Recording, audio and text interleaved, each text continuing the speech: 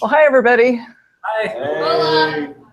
So I have with me today Mike Webb, who is the legislative director for the Attorney General's office. And the Attorney General is the agency that's requested this legislation that you're supporting. And so I thought it would be interesting to have Mike and perhaps some of his colleagues, we may have another join us as well, talk with you guys about the bill and answer any questions that you have. Great. Sound good? Sounds great. Sounds great. So how would you like to structure it today? Do you want to do a quick recap of what has already happened? I've told the students, but it might be good to hear it from you as well. And then open it up to questions after that. Sounds good. You want to do that or? Go ahead. You want me to?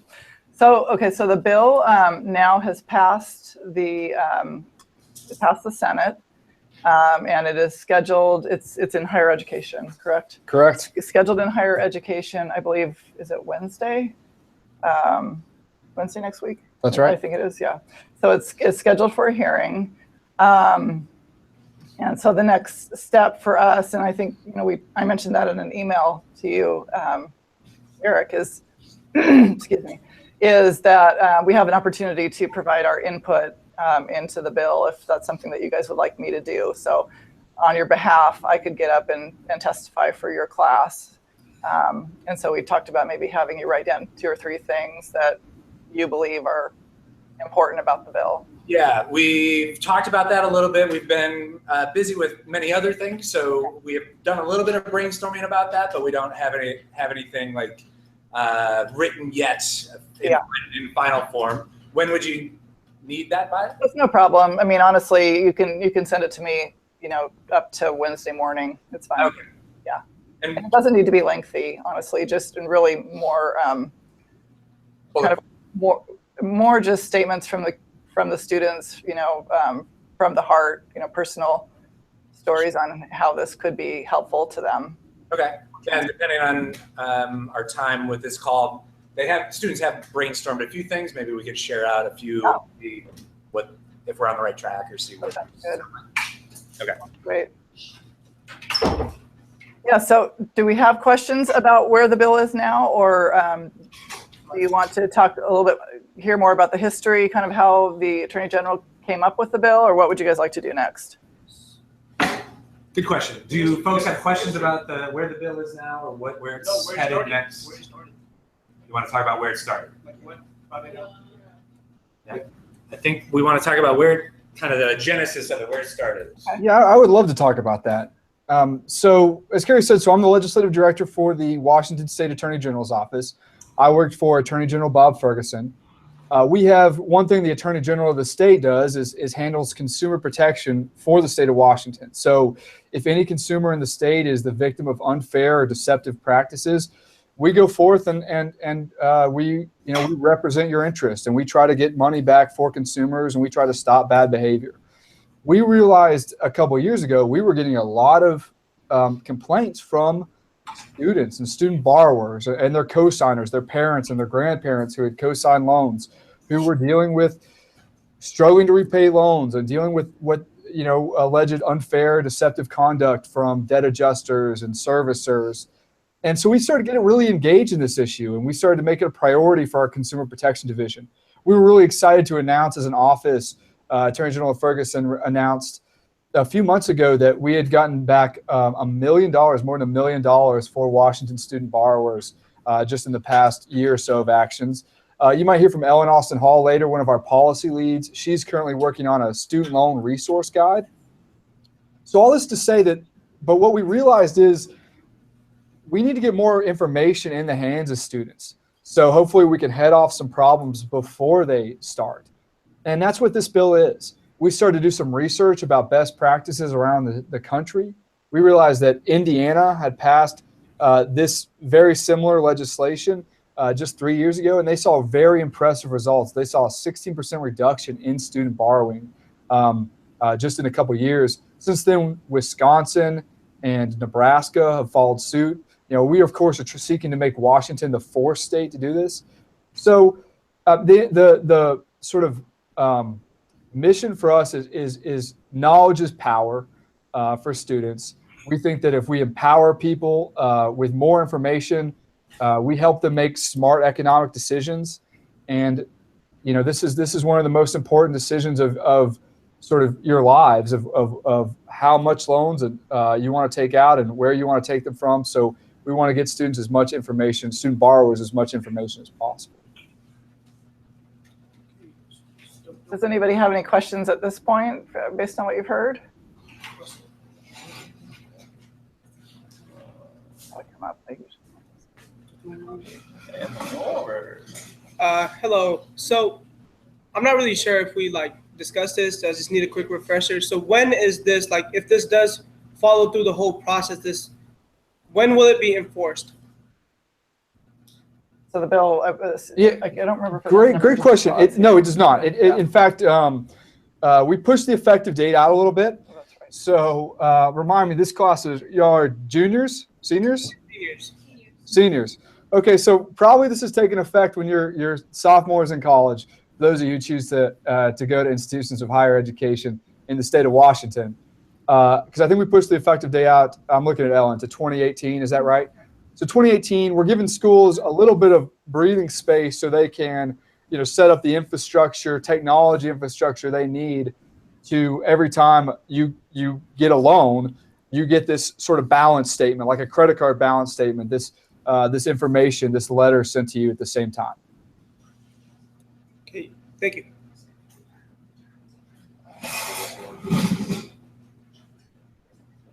Okay, anytime. Do you want to join? So go ahead. So I'm going to step aside just for a moment. So Ellen Austin Hall, who's the policy person from the Attorney General's office, can also speak with you. She's been the lead. Great, thank you. Mm-hmm. Rafa has a question also.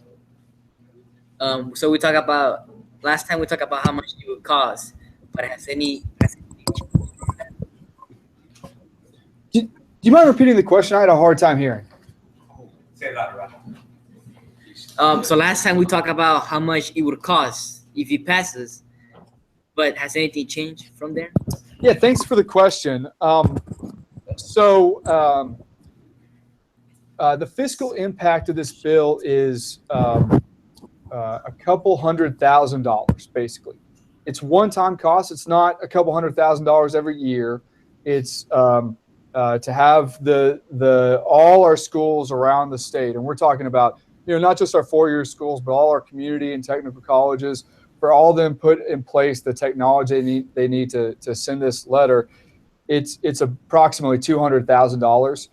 You're talking about a relatively small amount per school, maybe approximately $15,000, but we're talking about 36 plus schools in the state of Washington. So it adds up. We think it's absolutely a worthwhile investment. Once they've got this technology in place, they can start doing this every year until your kids and grandkids are going through our university system. And it's going to end up saving students a lot of money, we think. And one more question. And why now? Why it took you why it took the state of Washington so long? Why are you guys deciding to do it until now? Sure. I think it was about 4 or 5 years ago, and I apologize if I'm repeating something Mike said before I came in, but Indiana University started a program similar to this. They had a couple different things, but they had the letter that's what this legislation is about. And all of the states that have done this have been in the last 2 years, basically. And so, while it doesn't seem like a revolutionary idea, it's a relatively new policy that the states are adopting. And so we first learned about it last May and are bringing it as soon as we could after that. Thank you.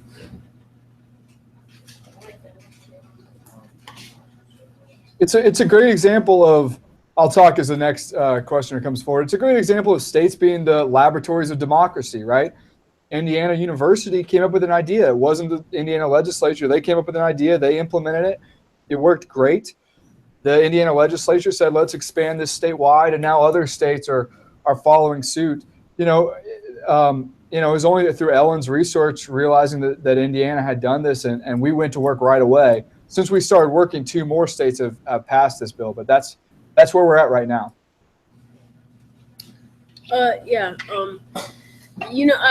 it's been said like all the benefits of this bill. Do you know any like counter arguments that people would come up with against it? We haven't, so there's no real opposition to this bill. We should say that, and that's one reason why it passed the Senate unanimously. We think it's really a common sense idea. Look, there's a bit of, I'll be honest, we've heard a bit of recalcitrance from some of our colleges in the beginning who said, oh, well, this information's already available. We don't need to put this information in students' hands or their inboxes. They can just go to this portal and this calculator and this federal resource list, and they can find all this information. You know, but we're like, how long is that going to take? We think there's a real benefit to taking all the information, putting it in one spot, and putting it in somebody's inbox or their mailbox, or their inbox and their mailbox, rather. And luckily for us, the student associations strongly agree. So I think some of our strongest messengers are the students at our universities who are lobbying in support of this legislation. And so, since they sort of forcefully made the case that we know what we want, we know what we need, and this will be really good for us, I think some of that recalcitrance has gone away. But we had to deal with that initially. Thank you.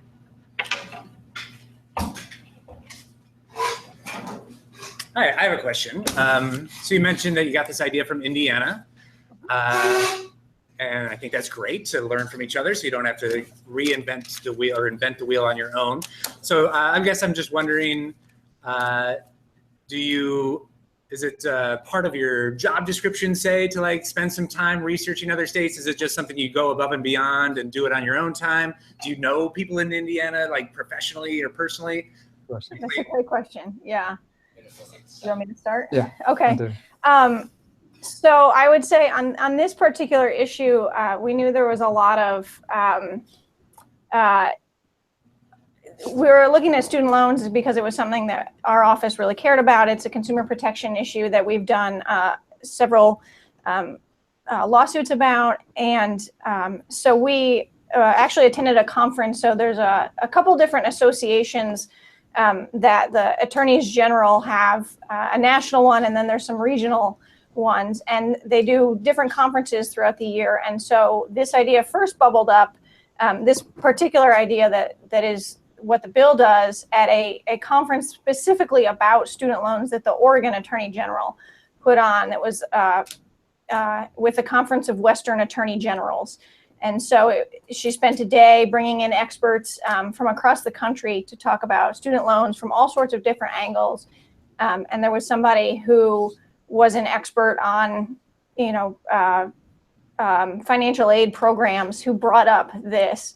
And so, this idea came out of that, but there's plenty of times where we have other ideas or an issue that we're really interested in. And one of the great places to start and thinking about what the Attorney General's office can do is looking at what other AGs have done or what other states have done by changing state laws. And so it's usually part of the research and really one of the first places that we start.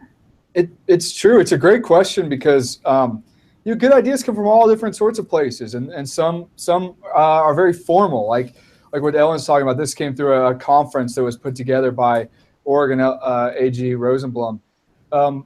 Some ideas are less formal. I have Google alerts set up for 20, 25 different AGs in the country, either for their name or their name plus legislation. And Attorney General Ferguson's made it clear he wants us to be to have our eye on good ideas that are happening all around the country, so we can import those good ideas to Washington.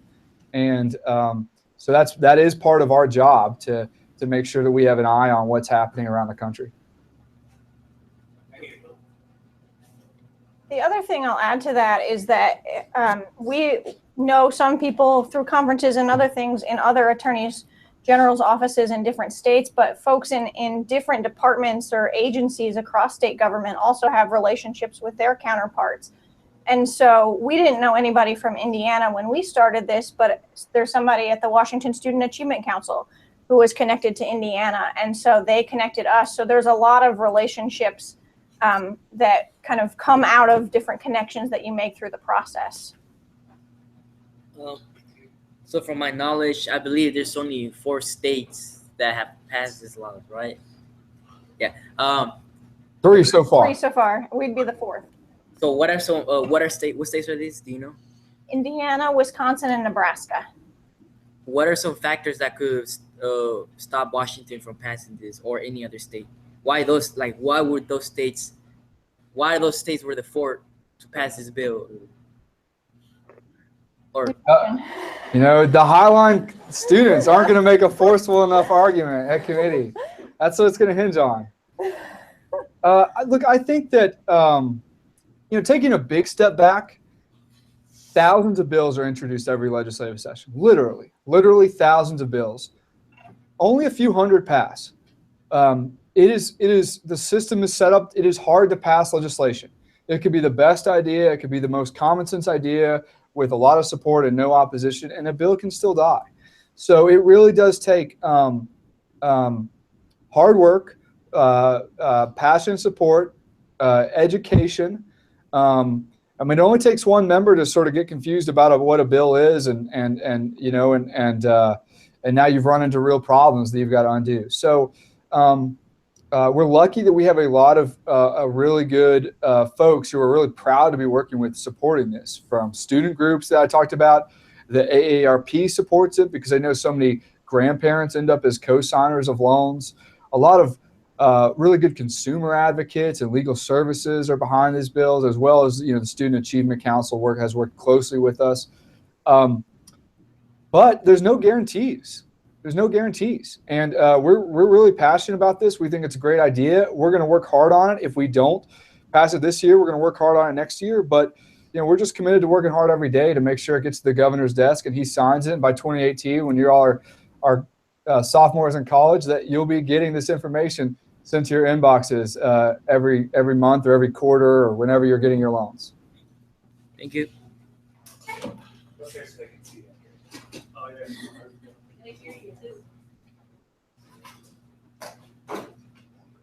Hello. Hi there. So would this bill still apply to, you know, private loans as well? Like, because, you know, there's federal loans and, you know, private loans, will that still apply to them? Good question. Yeah, that's a really good question. It applies to any loans that go through the school's financial aid office. So if you went to a credit union or a bank and got a $5,000 loan, for example, that never went through the school's financial aid office, but you used that loan to pay for living expenses while you were in school, it wouldn't be included. But because it's the school providing the notice, we have to make sure that it's loans that they know about. So private loans that, because federal loans don't cover, you know, tuition and other costs, they're just not big enough to do that. A lot of students will need private loans. So as long as they go through the school's financial aid office and are part of the financial aid package the students approve, then yes, they're included. Okay, thank you. Sure. So does it apply to all Washington residents or which are going to Washington schools, or it could be like from other states that are going to, like, UW, for example? It applies to every student at a Washington university. So people from, or I shouldn't say university, every school in Washington, every institution of higher education in Washington. So even students from out of state who go to these schools will get this notice. And it's all colleges. It's universities, private and public, our community and technical colleges, our for-profit schools, all of them it applies to.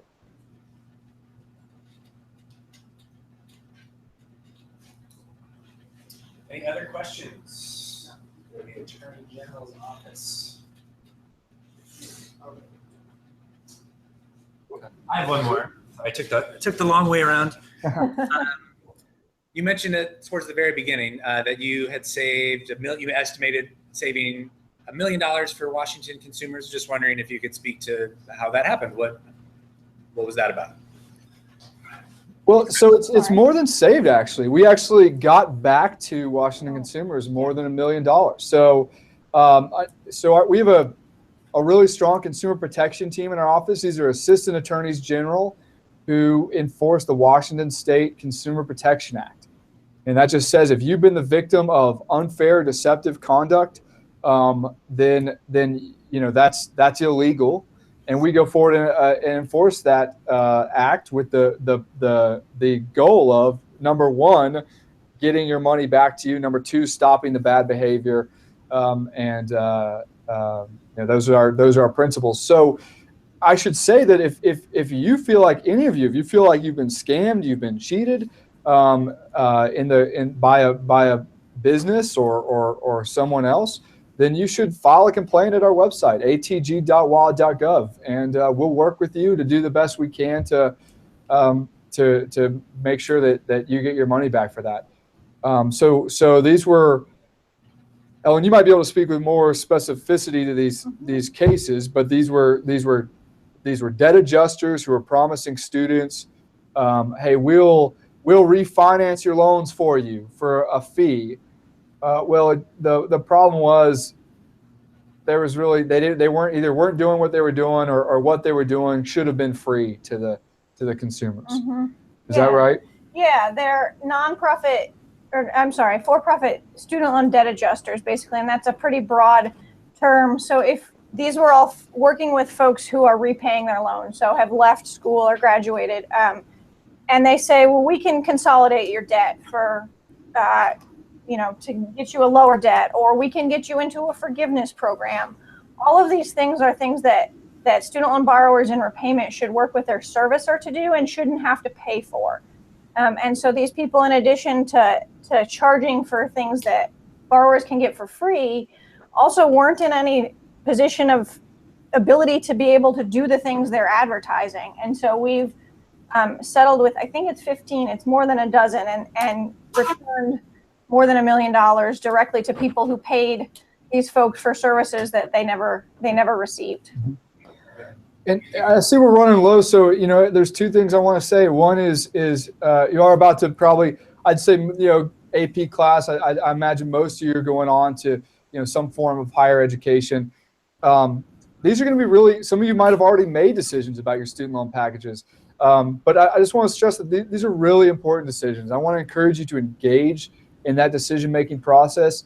It's exciting going off to college. But don't lose sight of the fact that the decision of how much loans to take out, where to get your loans, it is one of the most important decisions you're going to make, and it's going to impact you for a long time. No matter what you do after college, how successful you are, it's going to have an impact. And so, really encourage you to engage on that decision making. We are trying to make it easier to engage because we're trying to get people more information. But I just want to stress that. And the second thing, just how cool this is and how happy we are that you chose this bill. And you really look forward to working with Carrie. She is so talented in Olympia. And how impressed I am that you're being a part of the legislative process. You're way ahead of where I was when I was your age, and somehow I ended up in this job. So want to commend you for that. Yeah, it's awesome. You guys said you would send out papers and emails. Would it be after they already get the loans, or could they maybe tell the school, these are the loans that I want to apply to? How would these affect me? The statement, I think, will be, it's when a loan is dispersed, which means paid out. So students will have already committed to those loans. But, that gives you the information the next time around. And I don't think there's a way to get the information about what your monthly payment is going to be before you've committed to the amount. Because when you look at financial aid packages and you sign, you can decline some of if you're offered $12,000, you can say, no, I only want to take $6,000. And so this information will come once you've made those decisions. And I know that's a little bit late, but it will be helpful the next time that you have to make a decision about that. Mm-hmm. This is Carrie. I'm speaking to you from behind. I'm just wondering, Mike or Ellen, do you have any advice for the students on what you would like, the kinds of comments that you would like them to prepare? What would be the most helpful in terms of testimony that they could provide? Sure. I mean, Before you respond, let me just repeat what Carrie said because it was hard to hear. Okay. So Carrie asked them if they had advice for the comments they want to hear from you, so that Carrie can lobby. What would be the best things to say to help Carrie lobby for this bill? I guess when you think about it, I think that you do have a really valuable voice to contribute to this debate. As folks who are moving on to colleges, just think about what you would want, right? Think about, you're borrowing, potentially, thousands of dollars, some of you tens of thousands of dollars, and just think about when, what you would want. Would you want information sent to you about how much you're borrowing, what your interest rate's going to be, how long you can expect that to pay you back, for you to pay back that loan? What resources are available to me as I graduate and I want to refinance or restructure or look for loan forgiveness options? What resources does the state provide me if I'm struggling to repay my loans? Just think about if you would want that information. If you would, I think that's something that the committee, the Higher Education Committee, should hear. Would you say it's better to include more of a personal story, maybe siblings who incurred some debt, or is it better to have facts as part of the talking points, just like data that we could research? Personal stories are always best. Data's good, but we've got some good data that we'll be providing the committee. Honestly, the personal stories are great. That's something that you can contribute that we can't. We're out of college. This won't help us. That's true. But it'll help you. And so those personal stories will be really good.